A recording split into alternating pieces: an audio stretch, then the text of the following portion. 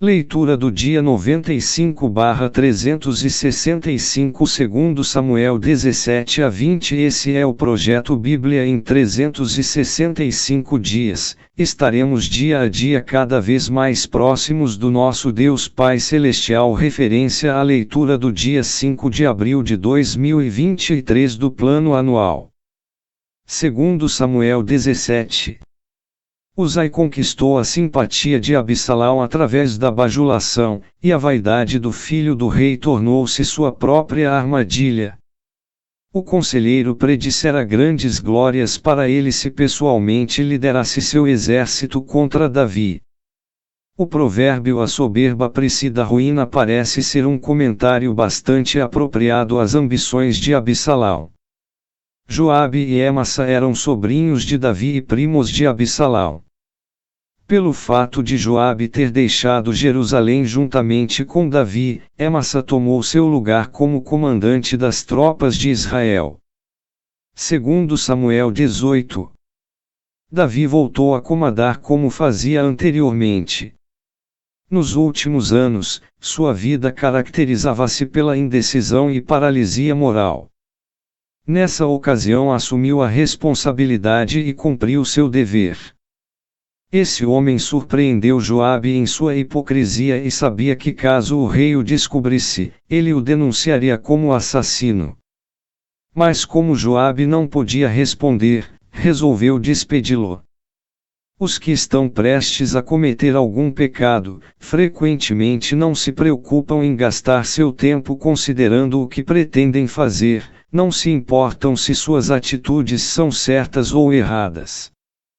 Não devemos nos precipitar em nossas ações sem antes pensarmos se agimos correta ou erroneamente. Embora Aimaas tivesse chegado à cidade antes de todos, tinha medo de declarar ao rei a verdade a respeito da morte de seu filho Absalão. Mas por que o rei ficou tão transtornado pela morte do filho rebelde? Davi percebeu que, em parte, tinha sido responsável pela morte de Absalão. Natã, o profeta, dissera que, pelo fato dele ter matado Urias, seus próprios filhos se rebelariam contra ele. 2. Davi enfureceu-se contra Joabe e seus soldados por terem matado Absalão contra sua vontade. 3. Davi verdadeiramente amava este seu filho, embora ele nunca tivesse feito algo para merecer esse amor. Teria sido mais bondoso e mais benéfico de sua parte, se tivesse cuidado de Absalão e de seu ego desgovernado quando este ainda era uma criança. Segundo Samuel 19. Há ocasiões em que devemos reprovar os que exercem autoridade sobre nós. Joabe sabia que corria o risco de desagradar o rei se resolvesse confrontá-lo, porém, tinha plena consciência do que deveria ser feito. Ele contou a Davi que terríveis consequências sobreviriam caso não elogiasse suas tropas pela vitória que conquistaram. A atitude de Joabe representa um excelente exemplo para nós, todas as vezes que um confronto pessoal se fizer necessário. Davi instalou-se nos portões da cidade porque era o lugar onde os negócios eram realizados e a justiça era aplicada.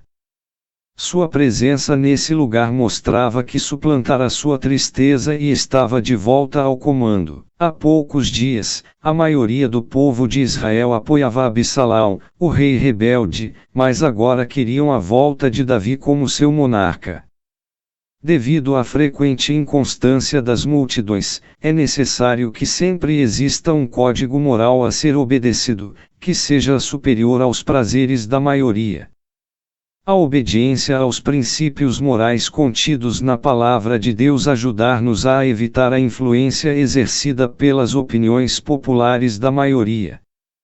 O encontro de Davi com Amasa representou uma inteligente manobra política.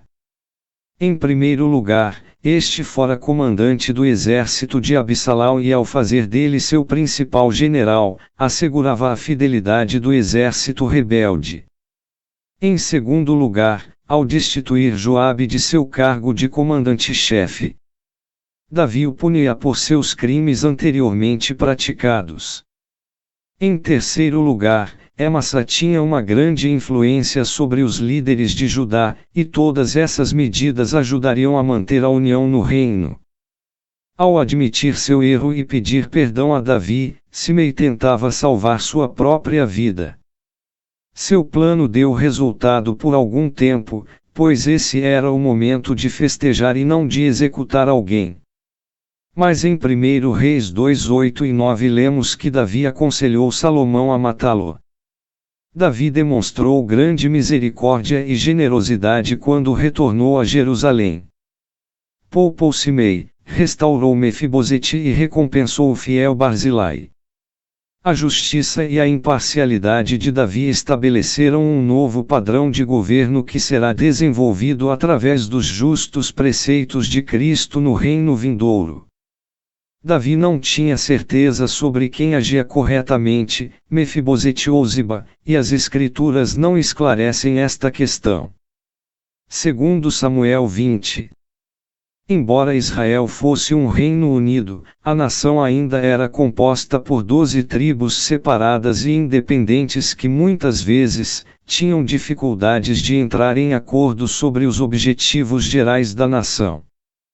O ciúme tribal originalmente impedira que Israel conquistasse totalmente a terra prometida, leia o livro de Josué, e agora esse sentimento ameaçava a estabilidade do reino de Davi porque oferecia a Seiba a oportunidade de se rebelar. Mais uma vez a conduta assassina de Joabe ficou impune. Exatamente como aconteceu quando matou Abner, porém no final foi alcançado. Pode parecer às vezes que o pecado e a traição não são penalizados, mas a justiça de Deus não se limita às recompensas dessa vida.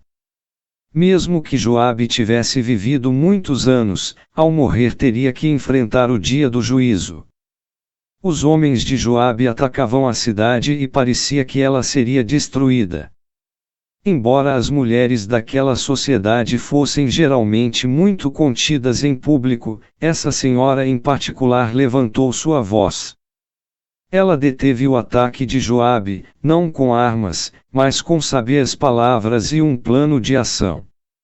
Frequentemente a coragem de falar algumas palavras sensatas é capaz de impedir o advento de um grande desastre.